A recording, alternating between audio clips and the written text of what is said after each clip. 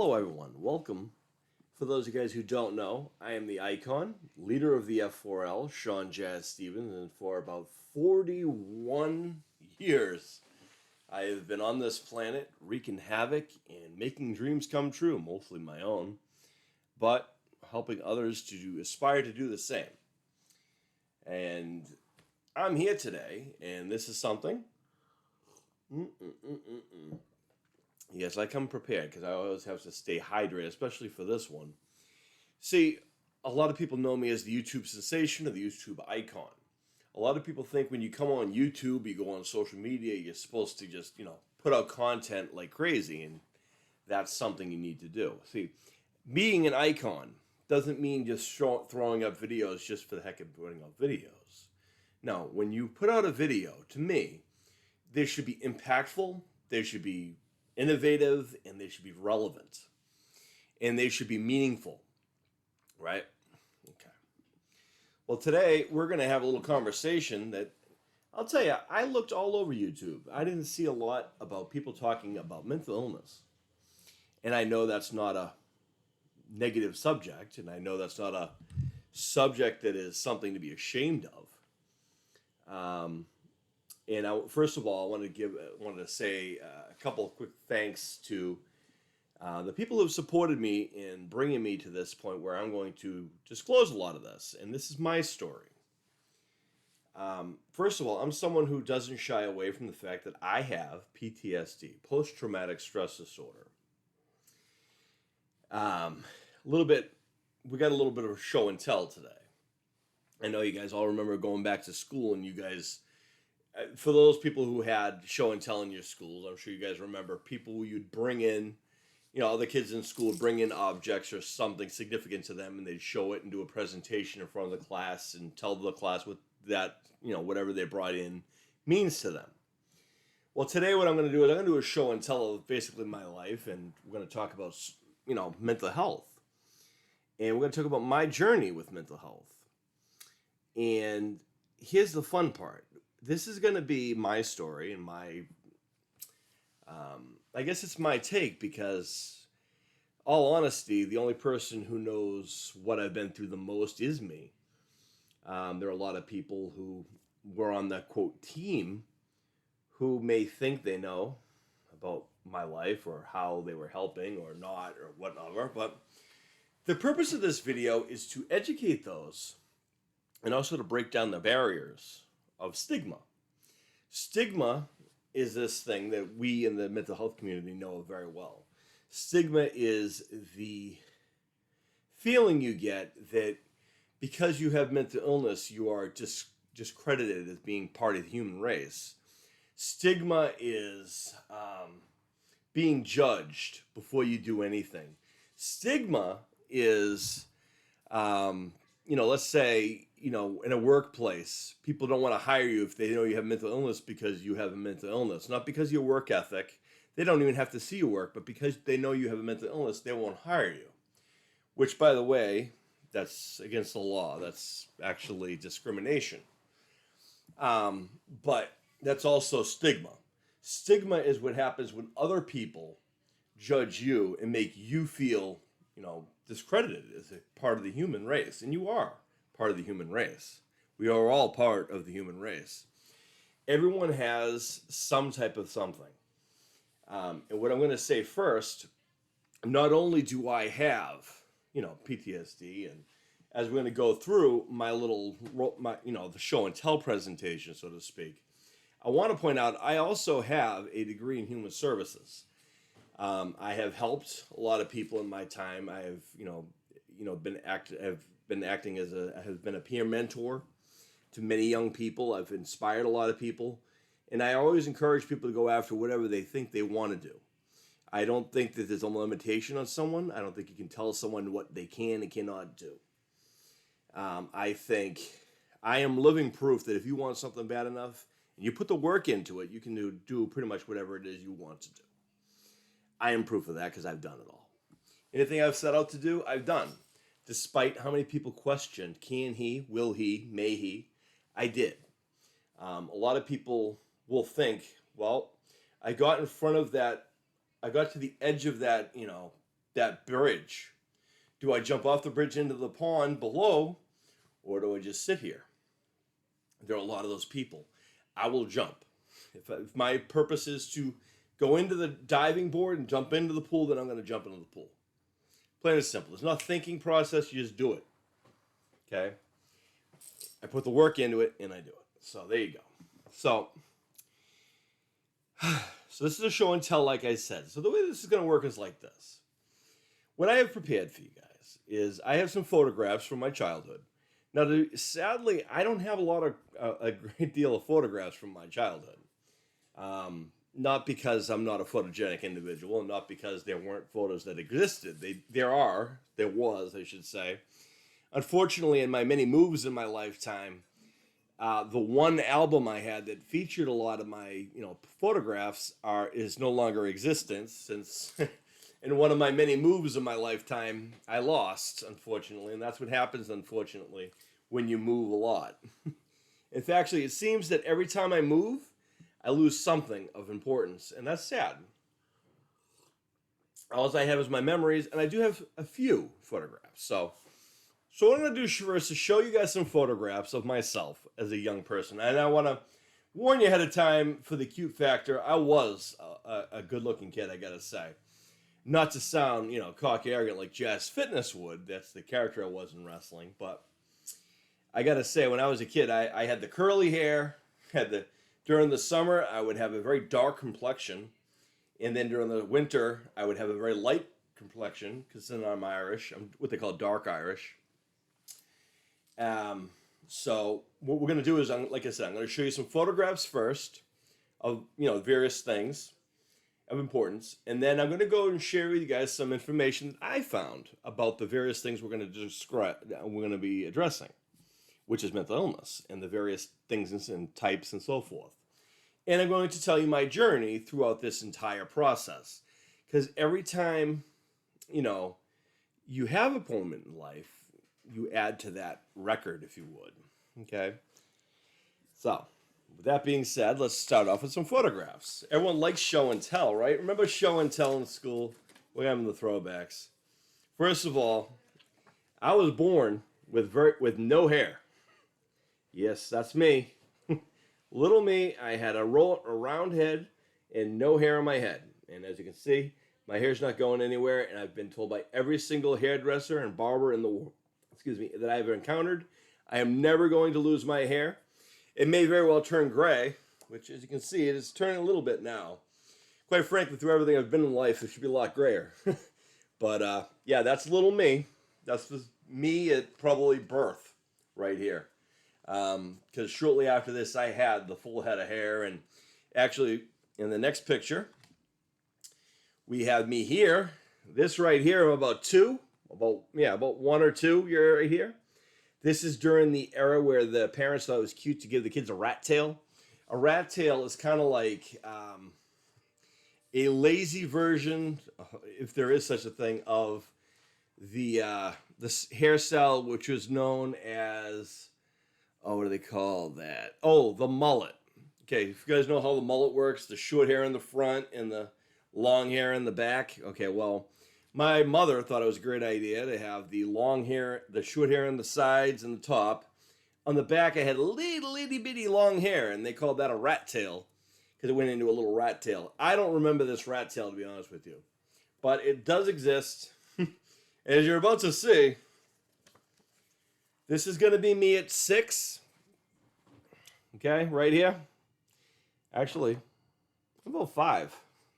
I'm about 5 right here. Now, I'm gonna tell you something about this 5-year-old picture. Here's what you don't know about this 5-year-old. Already, by the time this photograph is taken, I want to take you down behind the picture, if you would.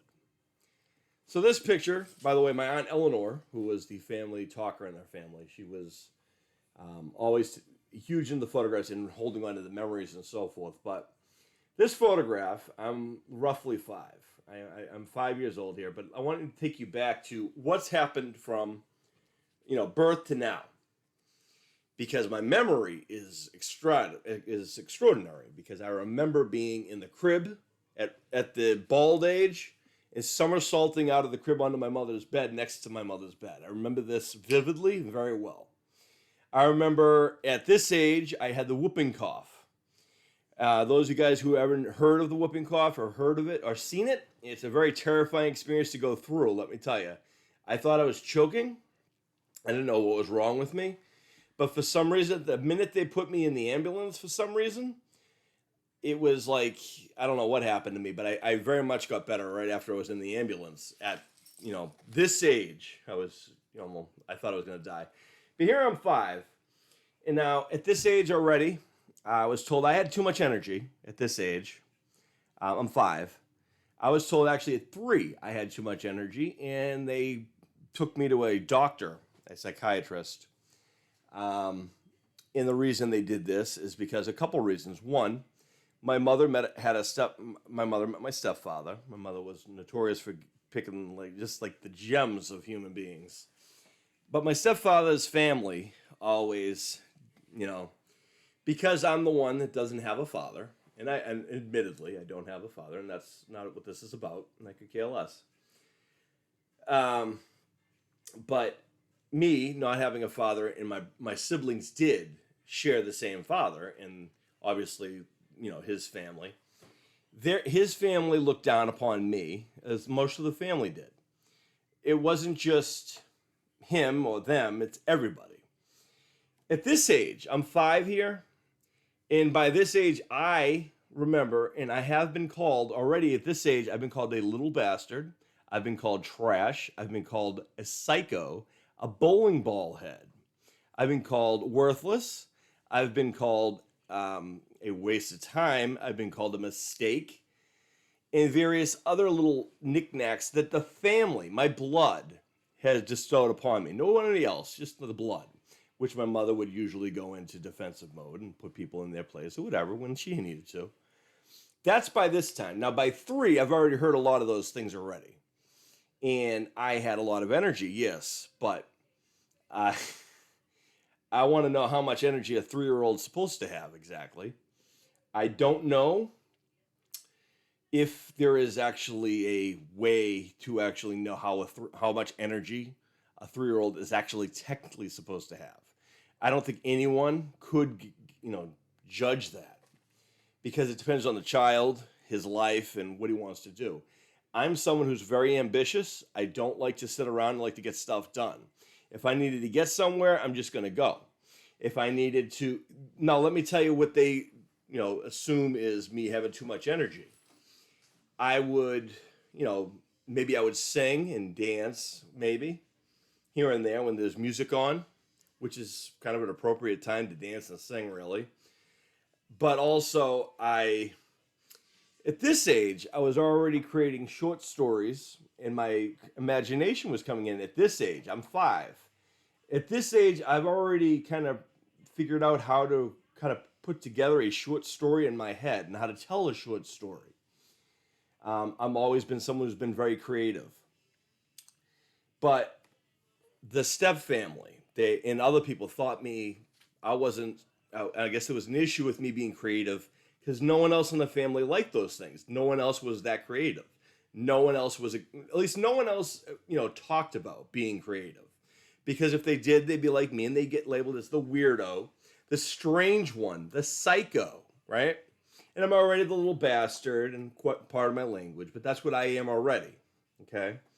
By the time this picture was taken, now, what you don't know also is by this time, I'm on medication. Because at 4 years old, they decided that because I had so much energy. And first, I was brought to a psychiatrist, a doctor, a specialist, who evaluated me and decided first I had attention deficit disorder, ADD. And then they decided I had hyperactivity disorder, which is ADHD, which is a very common thing that most people know about now. But in the 80s, when this was kind of a term, this is what you basically gave to people who didn't pay attention in school and when they were, whatever. And when they had a lot of energy. This is what you gave the label to those kids who had a lot of energy, who didn't pay a lot of attention to class and whatnot. So I was on Ritalin at this time. Ritalin we'll go over a little later on when we go over medication. Yep. At this age, 5 years old, I'm taking a hardcore medication. We'll go into medication later on during show and tell. So this is this. And you can see I'm smiling, sort of. It's a smirk. But what you also don't know is at this age, I'm also hearing people fighting at night. My stepfather and my mother arguing at night. I'm also hearing everything else going on in our family. I've also been called every name in the book and bullied everywhere from the family and outside the family. So that's what this is right here. But my family, who brings me to my doctors, don't tell him what they're doing to me. They tell the doctor whatever they tell him. Because by the time I get into the room, the doctor's already made his mind up how I am. He's already decided that I'm out of control, that I'm hyperactivity. I have a lot of energy. At that age, 5, whatever. Now this, now I'm older. Yeah, you see the curls. Yeah, I kind of miss the curls. I'm not gonna lie, but I do have great fashion sense still. Excuse me. But you see in this picture here, I gotta be honest with you, this picture now I'm looking at it looks I kind of look like Damien from The Omen, but it wasn't really the case. I know I shouldn't make that joke, but in all honesty, at this point, I'm 7. I'm 7 at this point. Let me tell you what happened at 7. 7, I've already been lied to by my doctor. By the way, at this age, I've already been seeing a psychiatrist and a therapist every single week from age 3 to right here, I'm 7. And I did that for most of my young life. I saw a therapist, a psychiatrist. You have a whole team when you're in the mental health field. So that's me right here at 7. And at 7, like I said, my team and my family lied to me. They told me I was going to get tested for an ear infection. But in fact, they had me for a psychological evaluation on a locked unit in a hospital. Imagine that. 6 years old. They decided I was so out of control at home because of my energy. I'm thinking back to this when I was 7.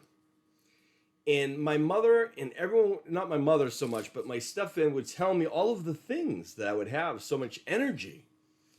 But yet, I had 3 siblings that never seen a therapist, never saw a psychiatrist, never saw any of those people. They didn't need that, but I did, apparently.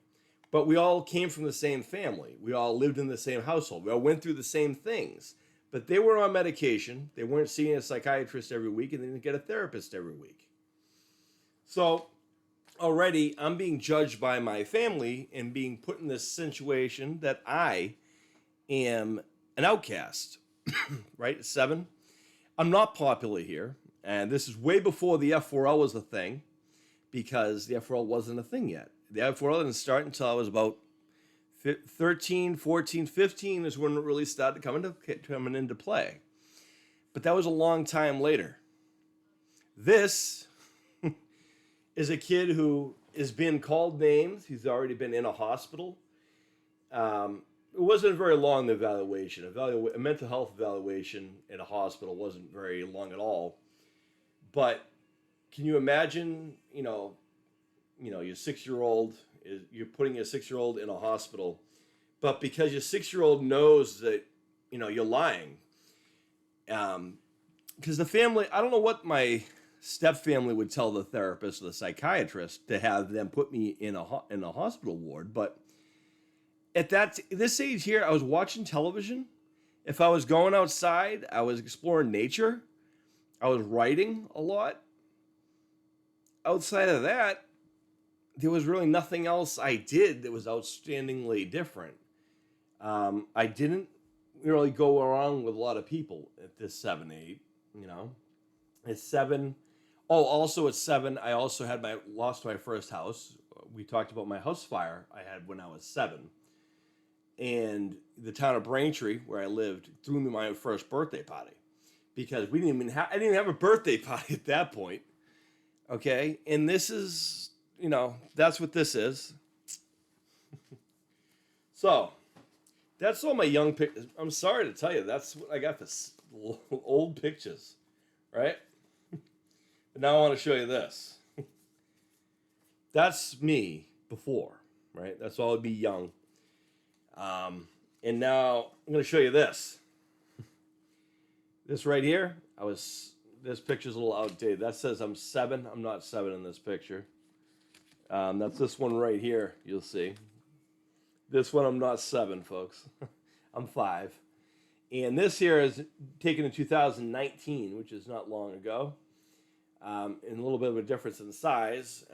Not skinny and whatever anymore. And I don't have the circled head anymore, and I don't have the curls anymore. Oh well, things happen. But this is what happened to me. I got in shape, hit the gym a lot. I got in really great shape. And at this particular time, I'm not on medication at this point. I got married, finally. My wife, my kids, I'm very proud of all of them. I'm back on my medication at this point, as you can see. I put my weight back on, but I'm proud of this moment. This is me on a set of my first film that I made. Not only did I earn a college degree in human services, but also earned a degree in film and movie production. This is me on set with the first person we casted from one of my first films. And as you can see, we're on set, like I said. This is me making a film. By the way, I'm on medication in this picture. Can you tell? Oh, this is just film. This is from the set. Good times. Oh, we're going to go back in time again. See this? This is little me. Yep, I know.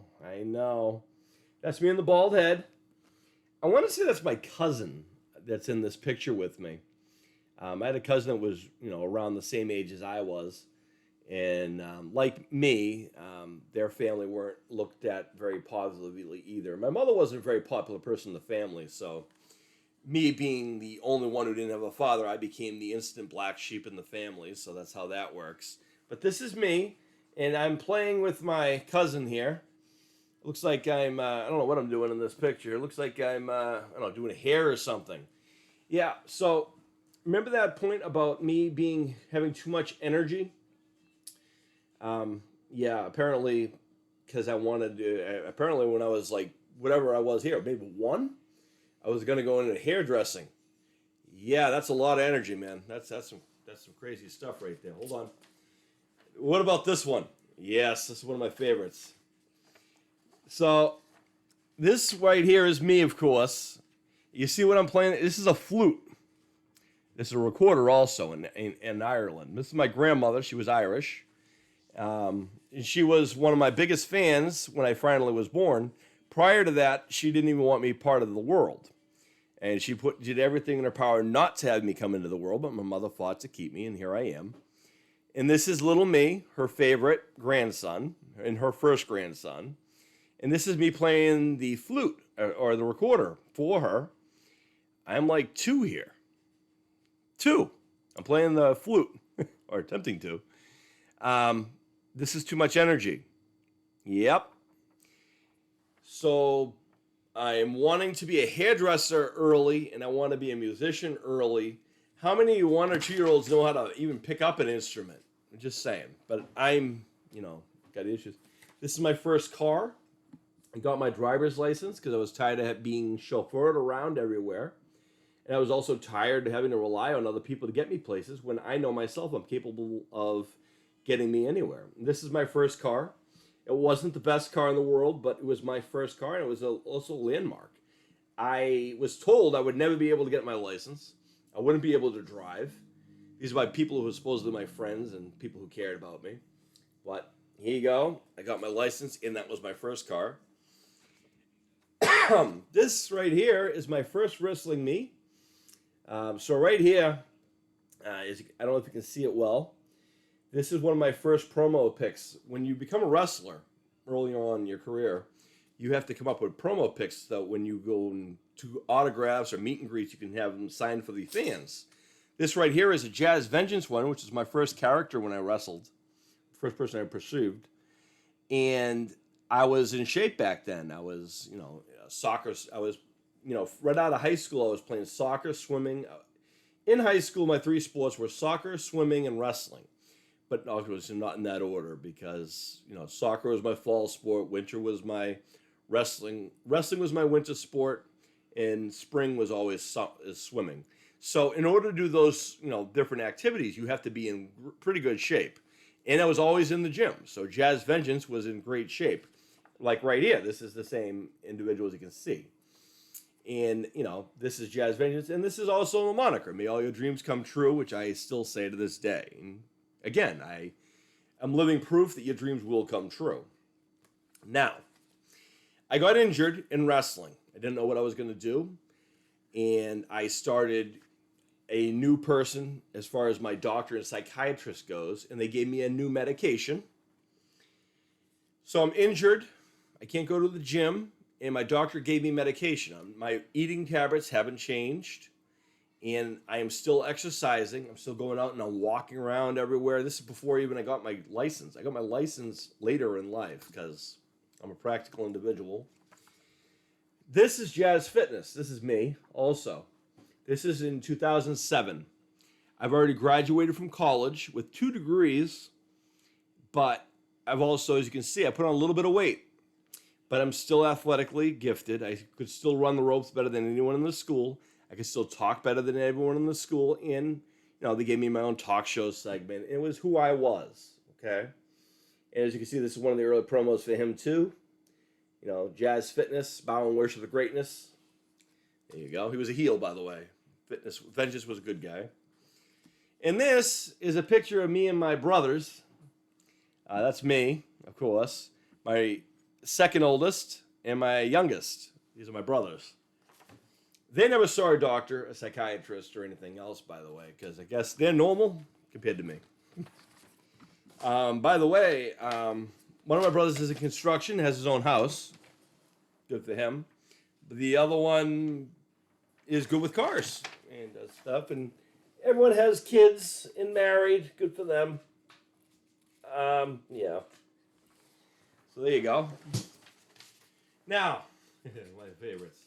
This right here is one of was the last picture I took with my mother, ever. My mother, yeah.